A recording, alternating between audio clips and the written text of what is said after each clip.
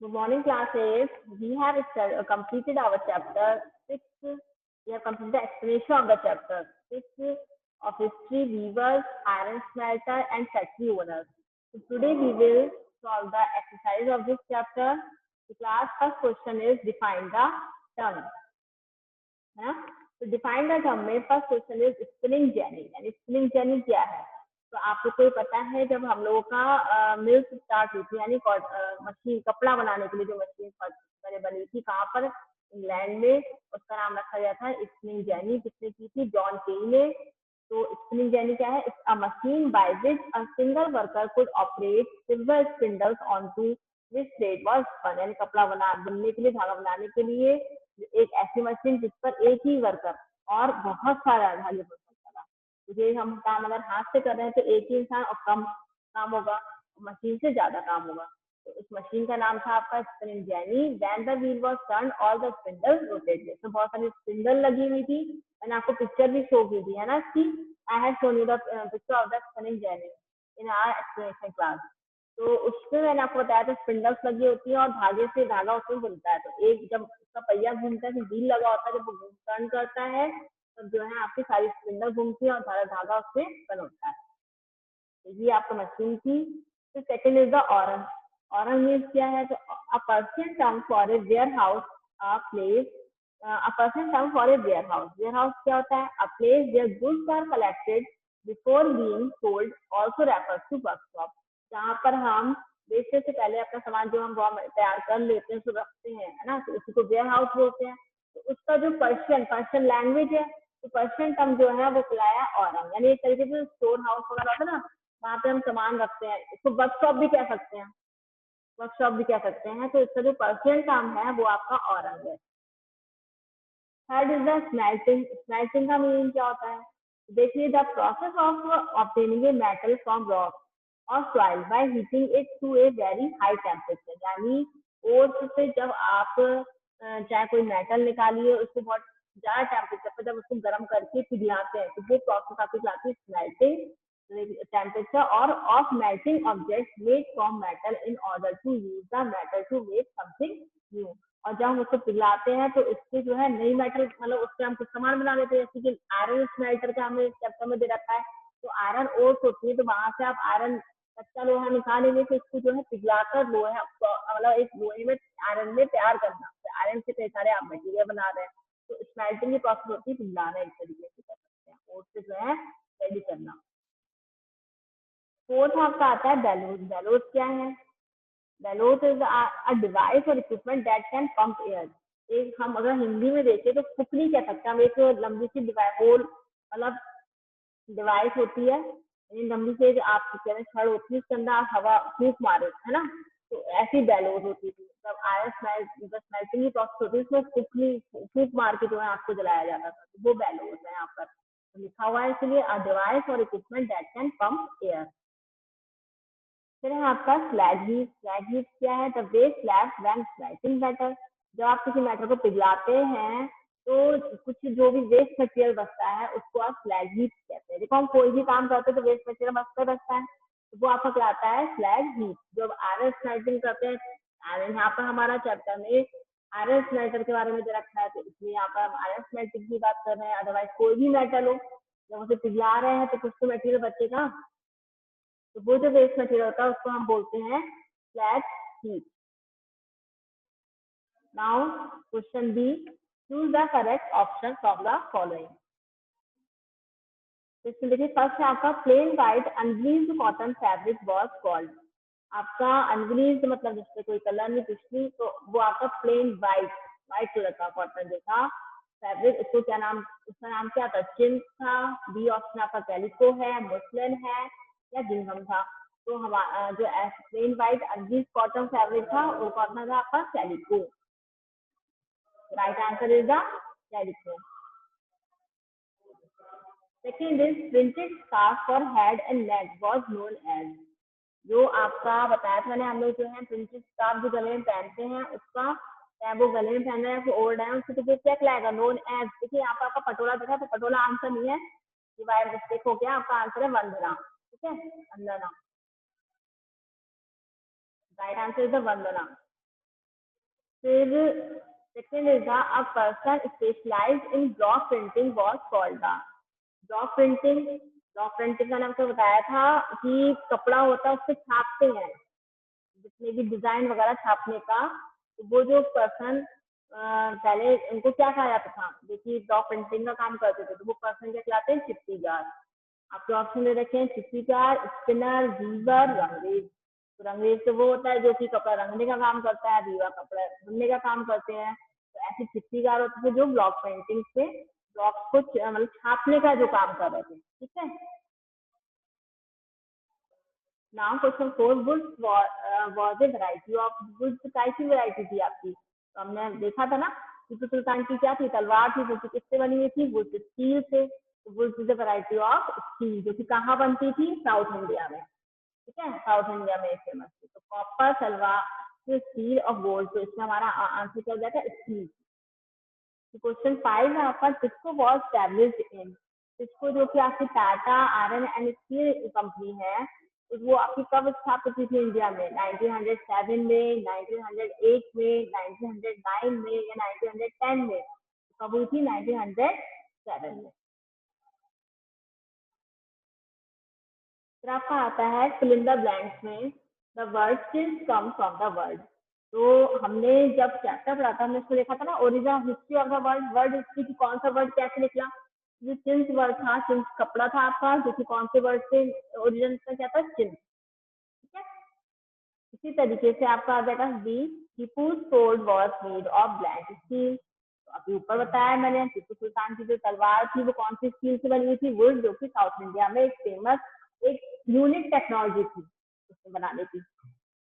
लेकिन बाद में ये क्या हुआ, ये भी जो है पूरी दुनिया में इसकी भी सीक्रेट जो है जान लिया गया, ये कैसे तैयार की जा रही है, थोड़ी रिसर्च कर ली गई। फिर आता है आपका India textile export decline in the 19th century. तो इंडिया का जो टेक्सटाइल एक्सपोर्ट था, एक्सपोर्ट मतलब जो हम बाहर भेजते थे सामान अपना इंडिया का, इंडिया की जो टेक्सटाइल इंडस्ट्री का कपड़ा इंडिया का बाहर जाता था, वो किस कौन सी सेंचुरी में आके डिक्लाइन होना कम हो गया, तब आकर 19th सेंचुरी में। तो क्योंकि वहाँ पे कैलिको एक्ट लागू कर दिया गया था, यानी इंडिया का कपड़ा नहीं मंगाया जाएगा, उस पर एक बैन लगा दिया गया था, नियम बना दिया गया था वहाँ पर।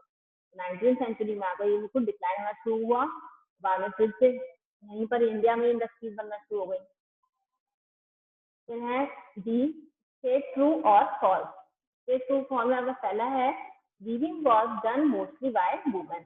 वीविंग किसके द्वारा की जाती थी, मोस्टली वुमेन के द्वारा। तो देखिए मैंने आपको बताया था स्पिनिंग की जाती थी वुमेन के द्वारा, वीविंग का काम आपका जो है कौन करते थे, मैन। तो यहाँ पर क्या हो जाएगा, false. D is the rangrez dyed the cloth. जो रंगरेज थे वो कपड़े को जो है क्या करते थे, रंगते थे, है ना। तो वहां पर क्या जाएगा, ट्रू, रंगरेज जो है कपड़े को रंगने का काम करते थे। यहाँ पे देखिए डाइड किस करें, डी वाई ई डी हो जाएगी, डाइड, रंगना। फिर आपको ट्रू हो जाएगा। स्टेटमेंट की है, under colonial rule the artisan suppose and became wealthy. Colonial rule में जो आर्टिसन थे, आर्टिसन जितने भी कलाकार होते हैं, तो वो जब ब्रिटिशर्स आए थे तो क्या वो लोग बहुत अच्छे से, मतलब उनका काम बढ़ा, तो वो लोग धनी हुए, ये तो हुआ ही नहीं था, जो उनकी हालत थी बहुत बेकार हो गई थी बल्कि। तो ये क्या हो जाएगा, false, this statement was false. Third is the calico act banned the use of printed cloth in England. तो इंग्लैंड में जो कैलिको एक्ट लागू हुआ था, तो आपको बताया कि इसमें जो है कपड़े पे, इंडियन क्लॉथ पर क्या लग गया था, बैन लग गया था प्रिंटेड क्लॉथ पर, क्योंकि उस समय इंडियन प्रिंटेड क्लॉथ की डिमांड बहुत ज्यादा हो गई थी, जिससे जो है यूरोपियन मार्केट का जो खुद का उनका लोकल मार्केट थी वो डाउन हो रही थी। तो उन लोगों ने क्या किया, इंडियन क्लॉथ पर बैन लगाने के लिए क्या कर दिया, कैलिको एक्ट वहां पे पास हो गया। तो क्या है ये, ट्रू। फिर ई है आपका, would steel was produced in large quantities in western India. तो अभी आपको अभी भी बताया मैंने आप लोग को कि वुड स्टील थी वो साउथ इंडिया में थी, यहाँ पे क्या रखा, वेस्टर्न इंडिया। तो ये क्या हो जाएगा, फॉल्स। नेक्स्ट आपका क्वेश्चन है, match column A with column B. हमें कॉलम ए को कॉलम बी से मैच करना है। तो देखिए स्पिनिंग जेनी, स्पिनिंग जेनी आपकी मशीन थी जो किसका राइट आंसर यहाँ पे क्या हो जाएगा, जॉन केज। उन्होंने इसका इन्वेंशन किया था। और ऐसी स्टीम इंजन किसने किया था, Richard Arkwright. Bombay textile mill, किसने की थी? काउजी नानाभाई। और स्टडी ऑफ इंडियन गुड्स किसने, इंडियन गुड्स की स्टडी, जो इंडियन गुड्स स्टील थी उसकी इस पर रिसर्च किसने की थी? कौन से? वो Michael Faraday. Right answer spinning jenny को आप जॉन के से मैच कर देंगे, और स्टीम इंजन रिचर्ड ऑकराइट हो जाएंगे, और बॉम्बे टेक्सटाइल में कॉस्जी नाना भाई हो जाएंगे, और स्टडी ऑफ इंडियन गुड्स आपकी माइकल फराडे से आप मैच कर देंगे। नाउ आंसर द फॉलोइंग, ये आपकी एनसीईआरटी है ना? तो इसमें देख लेते हैं, since what kind of, question one is what kind of cloth had a large market in Europe, Europe में कौन से तरह के कपड़े की बहुत ज्यादा, मतलब एक लार्ज मार्केट थी, यानी कौन सा कपड़ा वहाँ पे सबसे ज्यादा फेमस था? तो जिनके नेम है वो आपको दे रखे हैं यहाँ पर कुछ। Answer is the silk, cossaes and bandana. Bandana word was derived from the word bandhan. It refers to a variety of brightly colored cloth produced through a method of tying and dyeing.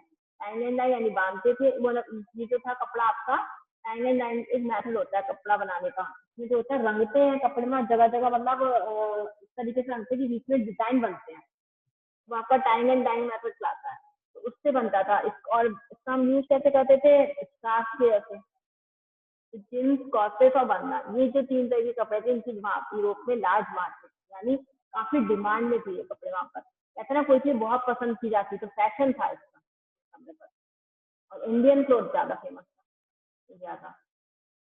फिर है what is jamdani, jamdani क्या था? Jamdani is a fine muslin on which decorative motifs are woven on the loom typically in grey and white. Jamdani एक muslin वाला कपड़ा था, variety थी जिससे जो है मोटिव वगैरह यानी डिजाइन बीच वगैरह होती है ना, उससे डिजाइन करके ग्रे और व्हाइट तरीके का होता था, उससे डिजाइन करके बनाया जाता था।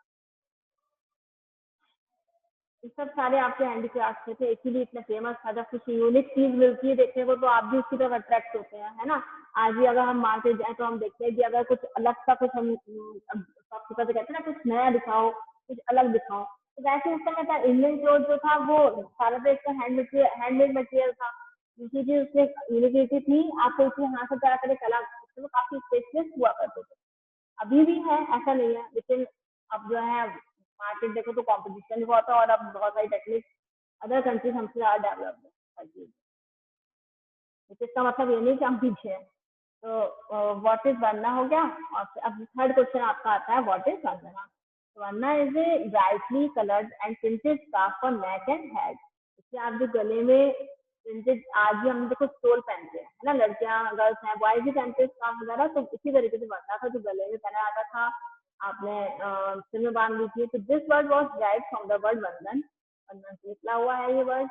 It refer to a variety of brightly coloured cloth used through a method of tie and dyeing. ये इसका आंसर है कि टाइम एंड डाइंग मेथड से तैयार किया जाता है। Who are the Agarias? अब अगेरियाज क्या है, कौन से? Group of man and women carrying basket loads of iron are known as the Agarias. तो वुमेन और मैन के ग्रुप थे जो कि क्या करते थे, आयरन ओर जहाँ पे होती थी वहां से वो आयरन को ले जाने का काम करते थे बास्केट में, तो उनको अगेरियाज कहा जाता था, यानी धोने, सामान धोने का काम कर सकते हैं ना। How do the names of different textile tell us about the history? अब यहाँ पर हमें डिफरेंट टेक्सटाइल की नेम दे रखी है, मसलन है सिल्क है, वन्ना है, कैलिको है। तो हमने चैप्टर में पढ़ा था वर्ड हिस्ट्री कि कौन सा वर्ड कैसे इसका नाम मसलन पड़ा, कैसे इसका नाम सिल्क पड़ा, है ना? तो यही क्वेश्चन में पूछा जा रहा है कि कैसे उनका ये नेम पड़े। तो देख लीजिए यहाँ पर पहला है the names of different textile tell us about the histories as mentioned below. जैसे पहला है मसलिन, उसमें मैं आपका बता रखा था अरब के जो मर्चेंट थे वो यहाँ से, मसलिन एक जगह थी, है ना, इराक में, वहां से लोगों को जानकारी मिली थी कि वहां पे इसकी बिक्री बहुत थी, तो इसलिए वहां से इसका नाम मसलिन पड़ गया। European traders first saw fine cotton cloth from India carried by Arab merchants इन मॉस्यूल इन present day Iraq, and they named all finely women textile as muslin. जो यूरोपियन ट्रेडर्स थे उनको इस कपड़े की जानकारी इनके बाद सबसे पहले कहाँ से मिली थी? अरब मर्चेंट से, क्योंकि मौसूल के थे, तो इसलिए उन्होंने उसको मसलिन बोल दिया, है ना। अब सेकेंड आ गया सचिन, this name is right from Hindi word चिन, ये चिन से निकला है। A cloth with small and colourful floral design, मैंने आपको इसका पैटर्न भी दिखाया था कि कपड़े पर जो फ्लावर्स की डिजाइन बनी होती थी, तो वो कपड़ा आपका चिल्स लाता है। तो ये जो है उसी वर्ड चिल्स का मीनिंग ये होता है कि ऐसा कपड़ा ऐसा फ्लावरिंग डिजाइन बने हो, तो उससे चिल्स बन गया। तो इस तरीके से वंदना, तो bandana this name is right from the Hindi word bandhan. तो and that is referred to a variety of brightly bright colors and printed scarf for neck and head। मैंने अभी बताया था, मैंने आपको वंदना से ड्राइव हुआ है, और जो कि टाई एंड डाई मेथड से तैयार किया जाता था, और आप इसको स्कार्फ से पहन सकते थे। Fourth word is calico. Calico क्या है? कैलिको आपको बताया था कि when the Portuguese first came to India, जब पोर्टुगीज स्पाइसेस की सर्च में इंडिया आए थे, तो कौन सी जगह पे आए थे? कालीकट, जो कि केरला वाला आपका रीजन है। The cotton textile which they took back to Europe came to be known as calico, which is derived from Calicut। Calicut देखिए एक जगह है साउथ इंडिया में। तो जब पोर्टुगीज जो है, सबसे पहले पोर्टुगीज यानी पुर्तगाली जो थे, वहां से जब आए थे इंडिया, तो किससे आए थे? वो तो स्पाइसेस से उसमें आए थे केरला में। वहां पर केरला में ही एक जगह है कालीकट, वहां पर उन्होंने सबसे पहले आए। वहां पर जब उन्होंने ये कपड़ा देखा तो यहाँ से ले गए यहाँ से, तो इसलिए इस कपड़े का नाम, किसी को कैलिकट से ले गए थे, तो उन्होंने इस कपड़े को क्या नाम दे दिया? कैलिकट। ये जो है आपकी डिफरेंट टेक्सटाइल है जिनको उनके नेम इस तरीके से मिले, उनका ओरिजिन मतलब कैसे क्या नाम पड़ा। क्वेश्चन 7 है आपका, why did the wool and silk producers in England protest against the import of Indian textile in the early 18th century। यहाँ पर ये कह रहे हैं कि जो है वूल और सिल्क प्रोड्यूसर जितने भी थे, जो ऊन बनाने का और सिल्क बनाने का काम करते थे इंग्लैंड में, उन्होंने Indian takes early 18th century में वो लोग इंडियन टेक्सटाइल के अगेंस्ट क्यों हो गया? उन्होंने जो ये कैलिको एक्ट था वो क्यों लाया? तो आपको समझाया था मैंने चैप्टर में, जब उनकी मार्केट डाउन हो रही थी, उनको कॉम्पिटिशन मिल रहा था इंडियन क्लॉथ से, तो उसके अगेंस्ट तो जाएंगे ही ना, है ना। So the wool and silk producers in England protested against the import of Indian textile in the early 18th century because they found themselves unable to compete with the Indian textiles that were available in fine quality and at low prices in the market। The English wool and silk producers wanted a ban on Indian textiles to secure their business in England। तो देखिए रखा है उन्होंने, क्योंकि वो compete नहीं कर पा रहे थे इंडियन क्लोथ से, इंडियन क्लोथ से अच्छा कपड़ा बना नहीं पा रहे थे, इंडियन क्लोथ की क्वालिटी अच्छी थी, लो प्राइसेस में अवेलेबल था, तो ज्यादा लोग यही खरीदते थे। तो इससे उनकी मार्केट डाउन डिक्लाइन हो रही थी, उनका कपड़ा बिक नहीं रहा था, तो इसलिए लोगों ने क्या किया? इंग्लैंड में इसके अगेंस्ट आवाज उठाई और वहां पर कैलिको एक्ट पास किया, जिस पर इंडियन क्लोथ पर बैन लग गया इंग्लैंड में। ठीक है, फिर आपका आता है question 8, how did the development of cotton industries in Britain affect textile producers in India. तो जो ब्रिटेन में जो कॉटन इंडस्ट्रीज का डेवलपमेंट हुआ, तो इससे जो टेक्सटाइल प्रोड्यूसर्स इंडिया में क्या फर्क पड़ा उसका, यानी ब्रिटेन में जो कॉटन इंडस्ट्रीज डेवलप हुई, तो उसका हमारी इंडिया पर, इंडियन टेक्सटाइल पे क्या फर्क पड़ा?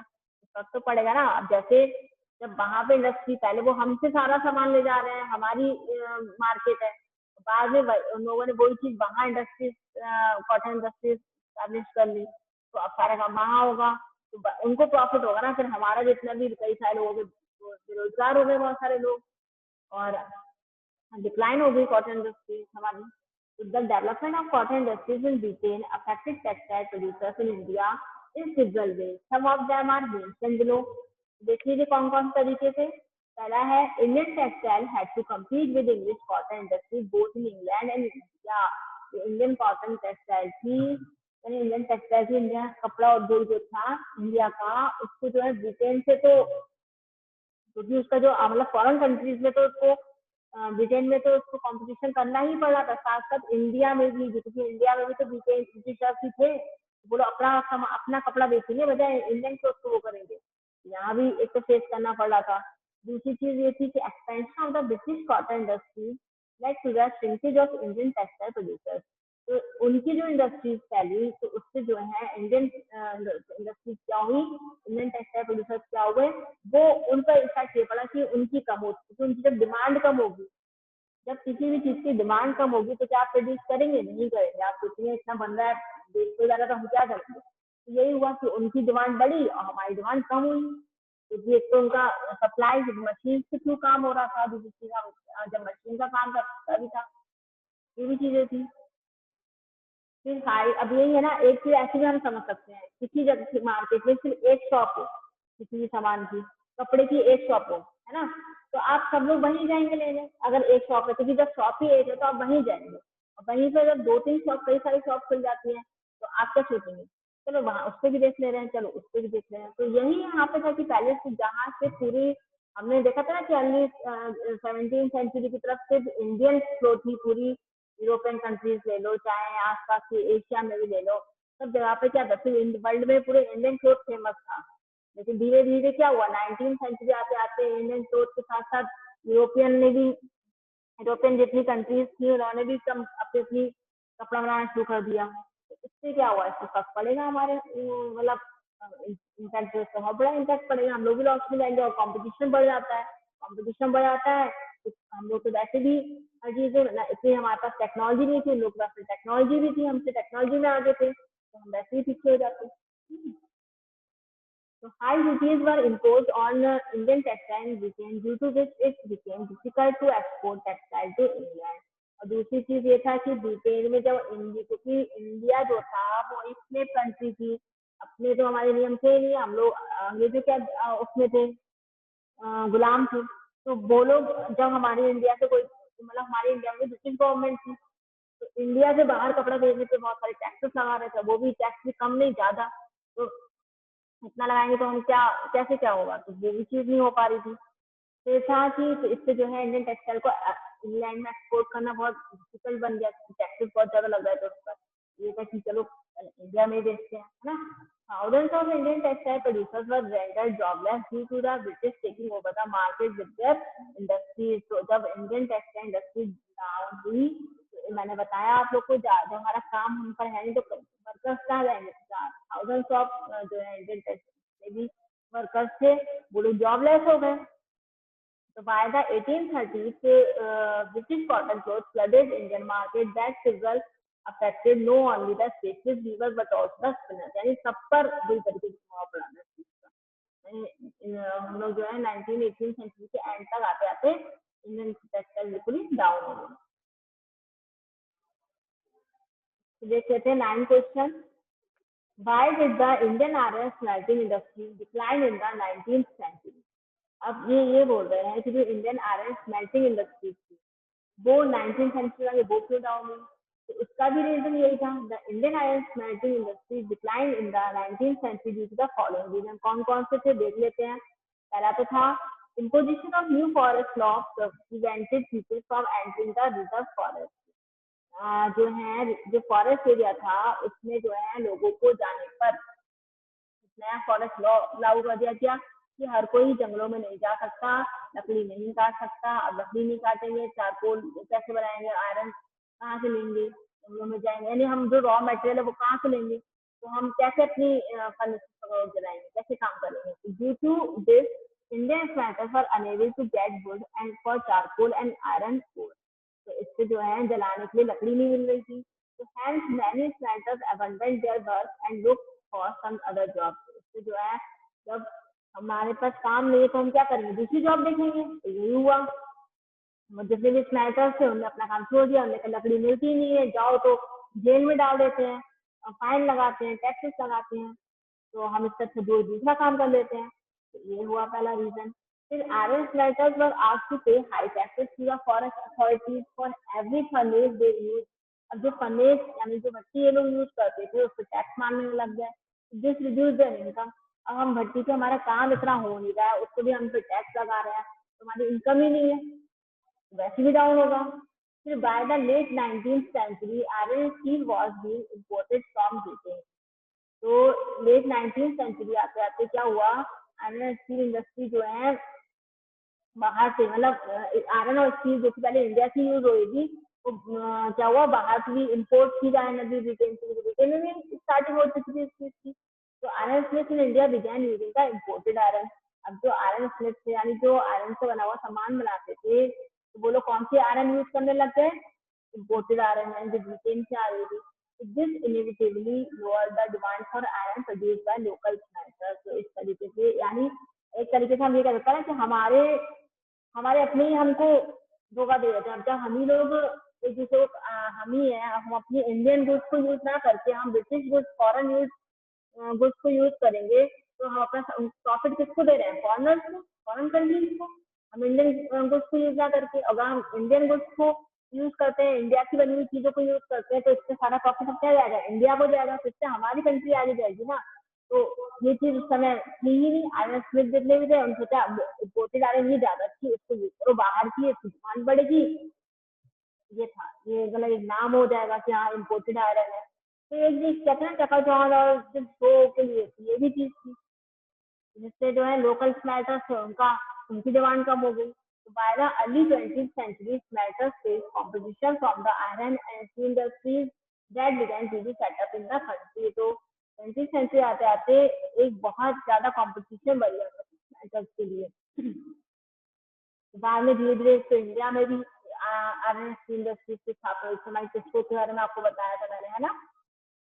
तो क्वेश्चन 10 है आपका, what problem did the Indian textile industry face in the early years of its development. अब जब शुरुआत में इंडियन टेक्सटाइल इंडस्ट्री की शुरुआत हुई थी, तब क्या प्रॉब्लम जो है इंडियन टेक्सटाइल ने फेस की थी। तो देख लीजिए, severe problem face the Indian textile industry in the early years of development are mention below. जिसमें हमारी पहली है, Indian textile industry found it difficult to compete with the cheap textile imported from the Britain. Britain की जो textile थी वो थोड़ी सस्ती थी इंडिया से, क्योंकि एक तो मशीन का वर्क था, है ना, तो सस्ती थी, तो इसलिए जो है थोड़ी वो भी फर्क, उससे जो है इंडियन टेक्सटाइल कॉम्पिटिशन करना मुश्किल था, क्योंकि कोई चीज होगा तो वो सस्ता सामान लेगा ना, महंगा क्यों लेगा, जो चीज सस्ती मिल रही है अच्छी मिल रही होगी। Huge export prices made it difficult for them to export their textiles to England। दूसरा उन पे टैक्स, जो टैक्स लगाया जा रहा था एक्सपोर्ट करने पर, यानी इंडिया से बाहर सामान भेजने पर उन पे टैक्स लगाया जा रहा था, वो भी थोड़े नहीं ज्यादा, तो इससे उनकी प्रॉब्लम्स बढ़ी। The government wanted to increase the import of English textile in India, which was facilitated by zero import duties on the English clothes। अब जो गवर्नमेंट थी, गवर्नमेंट कौन सी थी, ब्रिटिश गवर्नमेंट थी, तो वो अपना बढ़ाएगी ना, तो उन्होंने इंग्लिश टेक्सटाइल इंडस्ट्री का इम्पोर्ट ज्यादा से ज्यादा इंडिया में कराया और उस पर टैक्स भी लगाया। जो टैक्स भी लगाओगे तो सस्ती मिलेगी, टैक्स जुड़ के तो कोई चीज महंगी होती है ना, जितना होगा वही चीज थी। तो मिला के इतना है कि ब्रिटिशर्स जब इंडिया में थे तो उन्होंने अपनी कंट्री को सपोर्ट करा पूरी तरीके से। व्हाट हेल्प इसको 11 क्वेश्चन देख लेते हैं। व्हाट हेल्प इसको expand steel production during the first world war. अब सिस्को जो इंडिया में खुली थी कंपनी, तो क्या हुआ था कि आपकी जो मतलब जब वो खुली तो फर्स्ट वर्ल्ड वॉर में उसका स्टील प्रोडक्शन कैसे बढ़ा, तब क्या हुआ, द फॉलोइंग रीजन हेल्प सिस्को expand steel production during the first world war. During the First World War, the British steel industries were producing steel for fulfilling the war needs of Europe. Due to this, the import of British steel declined in India। क्योंकि जब world war हो रहा था तो Europe को जितनी भी war में भी जो स्टील की जरूरत थी ना, सारे हथियार वगैरह बनते हैं, तो उसमें ब्रिटिश इंडस्ट्रीज जो है प्रोवाइड कर रही थी। तो इससे क्या हुआ, वो मतलब अपने युद्ध में जितना भी सामान यूज हो रहा है, यानी आर्मी पर्सन को दे रही थी, तो इससे जो है उनको सारा काम बाहर करना पड़ा, तो वो अदर कंट्री में चल दी सप्लाई कैसे करेगी, है ना। तो इसलिए इससे इंडिया में उनकी जो है सप्लाई कम हो गई। फिर इंडियन मार्केट टर्न टू सिस्को for rail work to supply iron steel. इसके अलावा इंडियन मार्केट थी, उन्होंने फिर क्या करा, जब उन्हें ब्रिटिशर्स की सप्लाई मिल नहीं रही है तो उन्हें अपने काम तो चलना ही ना, तो रेलवे के लिए उन्हें चाहिए था, तो रेल वर्क के लिए उन्होंने सिस्को को दे दिया ऑर्डर कि आप हमारे लिए आयरन स्टील मतलब प्रोवाइड करिए। तो at the same time Cisco also build carriage and carriage wheels for fulfilling the war needs of Britain। उसी समय ही ब्रिटेन में भी जो वॉर, जब वर्ल्ड वॉर चल रहा था तो उसमें भी जो जरूरतें पड़ रही थी, तो उसके लिए सिस्को ने वहां भी सामान प्रोवाइड करा। तो इस तरीके से सिस्को एक तरीके से फैली, क्योंकि जब हम कहते हैं जब चीज की शॉर्टेज होती है उसमें कोई तीसरा आ जाए और जो सारा काम कर दे, तो वही हेल्पफुल होगा ना, तो सिस्को इस तरीके से फैली। By 1990, the colonial government was purchasing about 90% of the steel manufactured by Cisco। 1990 आते तक कॉलोनियल गवर्नमेंट जो थी यानी ब्रिटिश गवर्नमेंट थी, वो सिस्को से 90% स्टील बनाई हुई वहां से खरीद रही थी, जिससे सिस्को को जो है पूरी इसमें फेमस हो गई। ठीक है, तो क्लास यहाँ पे आपका चैप्टर एंड है ना। तो अगर इसमें कोई डाउट हो then you can ask about it. For today it is enough. Thank you for today.